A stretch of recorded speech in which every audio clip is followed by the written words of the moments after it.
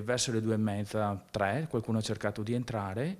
Era un gruppo penso di 4 persone che hanno sforzato una porta blindata, sono riusciti ad entrare, però hanno trovato la seconda, hanno trovato un muro blindato con dell'acciaio che non sono riusciti ad entrare, insomma. I malviventi non sono riusciti a portare a termine il colpo grazie alle alte misure di sicurezza prese dai titolari della gioielleria Roman in pieno centro a Rossano Veneto e grazie al pronto intervento dei vicini svegliati dal rumore della porta sfondata in piena notte. I banditi sono riusciti a scappare giusto un attimo prima dell'arrivo delle forze dell'ordine. E grazie ai vicini che hanno chiamato subito le forze dell'ordine, dopo 10 minuti sono arrivati sia la polizia che i carabinieri. Furto sventato, a differenza di altri colpi portati a termine negli ultimi tempi ai danni di aziende orafe. Purtroppo questo è un elemento da mettere in conto facendo questo tipo di lavoro, dichiara Roman. E questo è un distretto orafo ed è normale, insomma. Siamo sempre stati sul mirino dei malviventi, per cui non cambia niente. Io sono nato in questo settore, per cui non capiterà,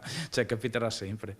Cioè siamo abituati e prendiamo le nostre precauzioni. Nel negozio di Via Salute è la prima volta che i ladri tentano di rubare, ma la famiglia, orafi di terza generazione, ha già avuto a che fare negli anni con i malviventi. Negli altri negozi sì, abbiamo avuto dei furti di notte, abbiamo dei tentati furti, abbiamo avuto una rapina nell'82, però insomma dai, L'importante, dice Roman, è prendere tutte le precauzioni necessarie. ci sono le assicurazioni, ci sono le blindature, bisogna stare attenti come ci si muove. E poi, come sempre, basilare l'attenzione degli stessi residenti che, come in questo caso, non ci hanno pensato due volte ad allertare le forze dell'ordine che ora stanno svolgendo le indagini.